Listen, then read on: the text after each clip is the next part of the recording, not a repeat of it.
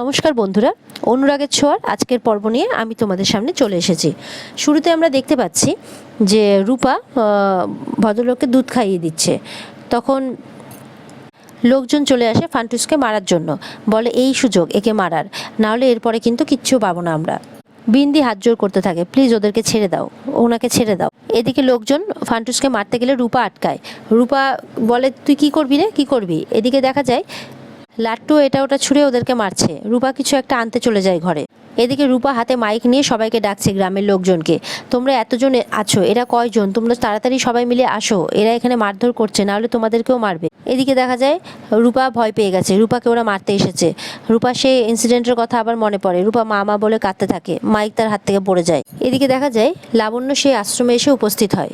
আশ্রমে পুরোহিত মশাইকে লাবণ্য ডেকে বলে, একটু শুনবেন, আসলে আমি একজনের খোঁজ নিতে এসেছি, সেই মেয়েটি কি আপনাদের এখানে এসেছে আছে? তখন পুরোহিত মশাই বলেন যে এই আশ্রমে অনেক মেয়েই আছে, আপনি কার কথা বলছেন? বন্যায় ভেসে গিয়েছিল, আপনাদের এখানে আশ্রিতা হয়ে আছে, সেটা খবর পেয়েছি। গুরুজি বলে, আপনি কিন্তু এখনো আপনার পরিচয় দেননি। তখন লাবণ্য বলে, আমি ওই মেয়েটির মা, আপনাকে তো আমরা চিনি না মা।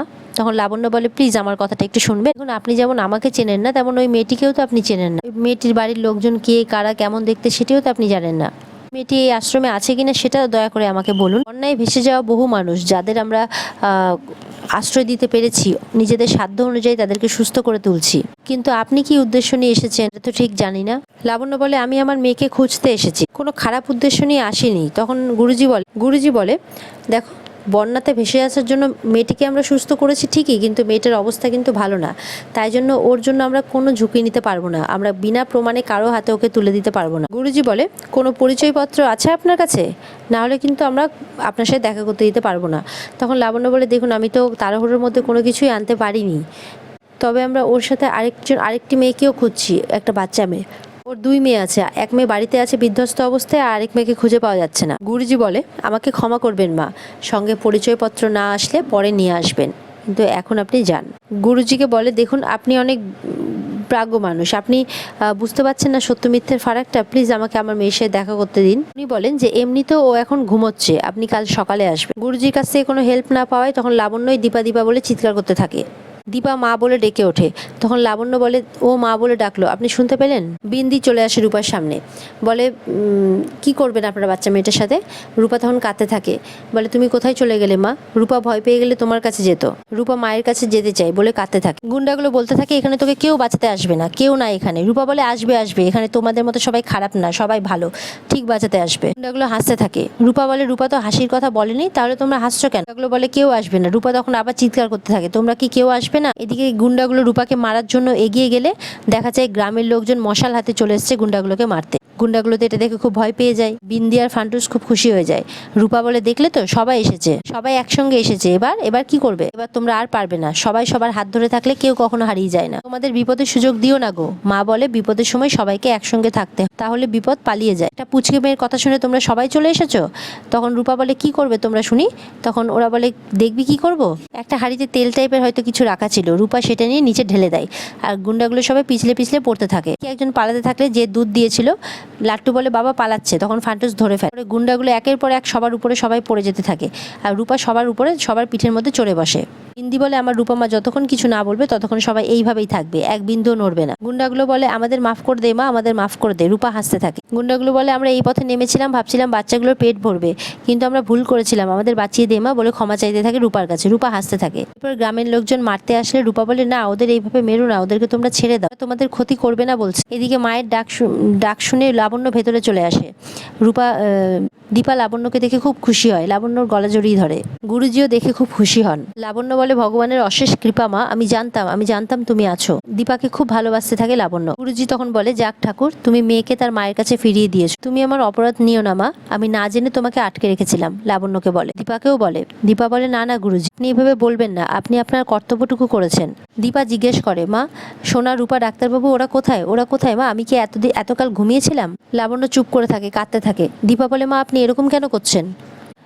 লাবণ্য বলে, সোনা কথা বলছে না, কারোর সাথে কথা বলছে না, কেমন স্তব্ধ হয়ে গেছে, সূর্য স্থির হয়ে গেছে। দীপা শুনে অবাক হয়। দীপা বলে সোনা কথা বলছে না মানে? আর রূপা, রূপা কেমন আছে? কি হলো মা, বলুন না রূপা কেমন আছে? লাবণ্য চুপ করে থাকে। সোনার এই অবস্থা, তাহলে রূপার কি খবর? লাবণ্য বলে আমি কাউকে জানাইনি আমি এখানে এসেছি। কথাটাকে আড়াল করে লাবণ্য। দীপা জিজ্ঞাসা করতেই থাকে মা রূপা কোথায়? দীপা বলে আপনি সোনার কথা বলছেন অথচ রূপার কথা বলছেন না। মা বলুন না রূপা কোথায়? চিৎকার করতে থাকে দীপা। দীপা চিৎকার করে মা রূপা কোথায়? তখন লাবণ্য বলে, লাবণ্য চিৎকার করে ওঠে ভেসে গেছে। এটা শুনে তো দীপার শক লাগে, অবাক হয়ে যায়। লাবণ্য কাঁদতে থাকে, বলে ভেসে গেছে রূপা দিদি ভাই, ওর কোনো খোঁজ নেই। দীপা চিৎকার করতে থাকে না এটা হতে পারে না। এদিকে রূপা বিন্দিকে বলে নাও এবার তোমরা নামাও তো আমাকে। তখন ওদের পিঠ থেকে রূপাকে নামিয়ে দেয় বিন্দি। ওগুলো উঠে পড়ো। লাট্টু তো খুব হাসছে ওদেরকে দেখে। গ্রামের লোকজন রূপাকে বলে ওরা বলছে আর তুই মেনে নিলি? ওদের কিন্তু বিশ্বাসটা না করাই ভালো। আজ বলছে যদি আবার পরে করে। রূপা বলে তোমরা সবাই একসঙ্গে থাকলে ও কিচ্ছু করতে পারবে না ওরা। গুন্ডাগুলো বলে তুই আমাদেরও মা, আমাদের নতুন করে প্রাণ দিয়েছিস। পেটের জ্বালায় আমরা এই কাজ করতে বাধ্য হয়েছিলাম। সবাই এখানে কত কষ্ট করে আছে আর তোমরা একটু কষ্ট করে থাকতে পারবে না? রূপা বলে তাহলেই তো আর এরকম হয়। তুই আমাদের বাঁচিয়েছিস মা, তুই যা বলবি আমরা তোর সব কথা শুনবো। গুন্ডাগুলো বলে রূপাকে, শুধু আমরা না ছেলেরাও সব কথা শুনবে, তোর সব কথা। রূপা বলে ব্যাস অনেক হয়েছে, রূপাকে এবার বাবার কাছে যেতে হবে। ফান্টুস বলে হ্যাঁ মা, এবার তোকে আমরা বাবার কাছে পৌঁছে দেবো। কি বলো তোমরা সবাই, তাই তো? সবাই মিলে বলতে থাকে গ্রামবাসীরা হ্যাঁ তাই। রূপা খুশি হয়, তুই আমাদের এক করেছিস মা, এবার তোকেও আমরা তোর পরিবারের সাথে এক করে দেবো। ফান্টুস বল আমরা তোকে তোর বাড়িতে ফিরিয়ে দেবো মা। রূপা আবার মায়ের কাছে যাবে। রূপা খুব খুশি হয়। এদিকে দেখা যায় দীপা লাবণ্যকে বলছে এটা আপনি কি বললেন মা? দীপা খুব কাঁদতে থাকে, আমার মেয়ের কিচ্ছু হতে পারে না, রূপার কিচ্ছু হতে পারে না মা, ওর কিচ্ছু হয়নি। খুব কাঁদে। লাবণ্য বলে সোনা দিদিভাই কোনো কথা বলছে না, ও তোমাকে রূপা দিদিভাইকে হারিয়ে ডিপ ট্রমাতে চলে গেছে। লাবণ্য কাঁদতে কাঁদতে বলে সূর্য সামলাতে পারছে না। লাবণ্য বলে তুমি একবারটি ওদের সামনে গিয়ে দাঁড়াও। দীপা কাঁদতে থাকে, মাথা নাড়াতে থাকে না। লাবণ্য বলে বাচ্চাটার যে অবস্থা, না হলে ওকে বাঁচানো যাবে না। তখন দীপা বলে না না মা আপনি এরকম বলবেন না, বলে দুজনেই কাঁদতে থাকে। দীপা বলে ওরা দুজন আমার হৃৎপিণ্ড মা, প্লিজ আমি এবার কি করব বলে কাঁদতে থাকে দীপা। দীপা বলে আমি জানি আমাকে আমার সোনার কাছে যেতে হবে, কিন্তু রূপা ওর কোনো খোঁজ না পেলে তো আমার শান্তি হচ্ছে না মা, খুঁজে বের করতে হবে আর আমি সবাইকে জানিয়েই যাব। লাবণ্য বলে তোমাকে আমি একা যেতে দেবো না তো, আমিও যাবো রূপা দিদিভাইকে খোঁজ করতে। তার আগে সোনাকে যেভাবে হোক বাঁচাতে হবে। সূর্যও ঠিক নেই, তুমি একবার ওদের সামনে গিয়ে দাঁড়াও প্লিজ। আমি মা, আমাকে দুজনকেই দেখতে হবে, আমি সোনার কাছে যাবো কি ঠাকুর তুমি দেখো যাতে আমার রূপার কোনো ক্ষতি না হয়। দীপা বলে ওকে তুমি আমার কাছে ফিরিয়ে দিও। প্রার্থনা করতে থাকে দীপা ঠাকুরের কাছে। লাবণ্য বলে যেভাবে ঠাকুরের আশীর্বাদে আমি তোমাকে ফিরে পেয়েছি, তুমিও রূপা দিদিভাইকে ফিরে পাবে, দেখো পাবেই।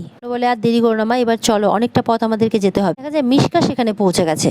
মিশকা আড়াল থেকে বলে আমি ঠিক জানতাম এই দীপা বন্যার জলে মরবে না। এদিকে দীপা আর লাবণ্য বেরিয়ে পড়ে বাড়ির উদ্দেশ্যে। মিশকা বলে ও মরবে আমার হাতে, তবে এখান থেকে ও আর সূর্যের কাছে পৌঁছবে না। মিশকা বলে। এদিকে দেখা যাচ্ছে সোনা শুয়ে আছে।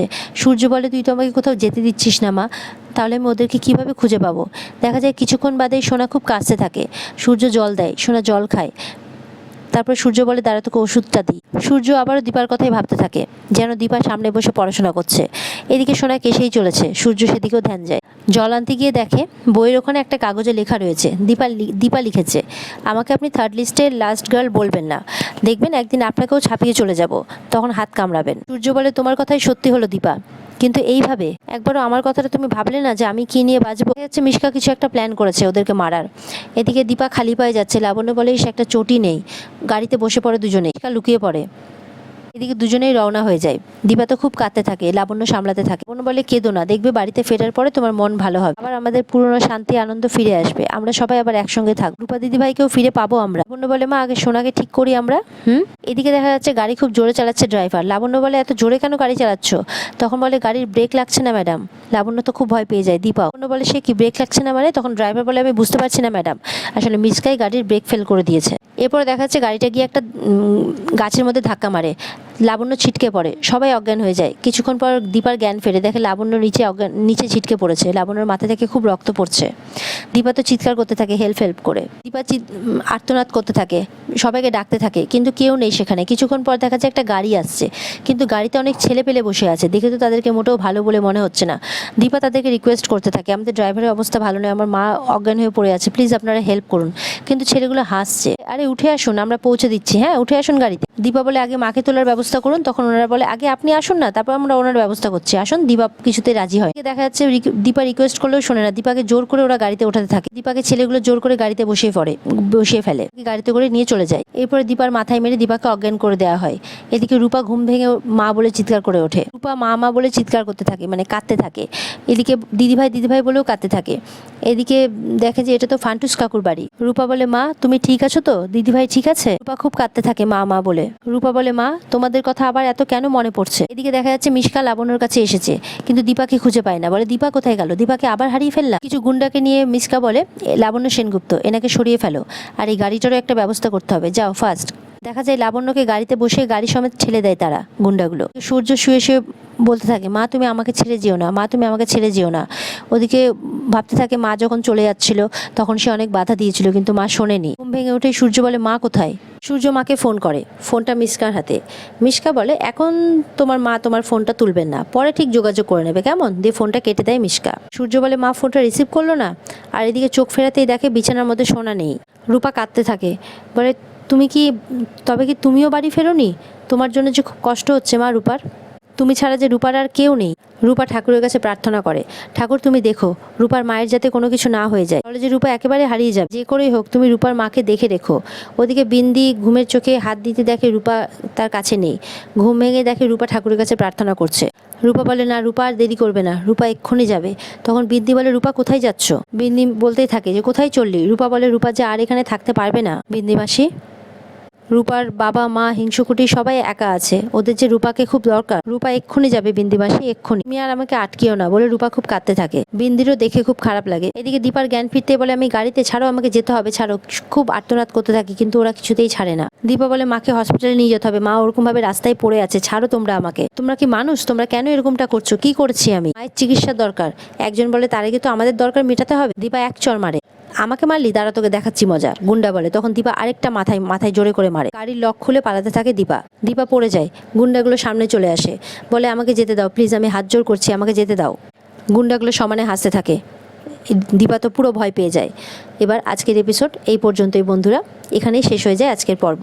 দেখা হচ্ছে তোমাদের সাথে আগামী পর্বে। যদি পর্ব ভালো লেগে থাকে অবশ্যই লাইক, কমেন্ট আর সাবস্ক্রাইব অবশ্যই করে দিও। ভালো থেকো তোমরা।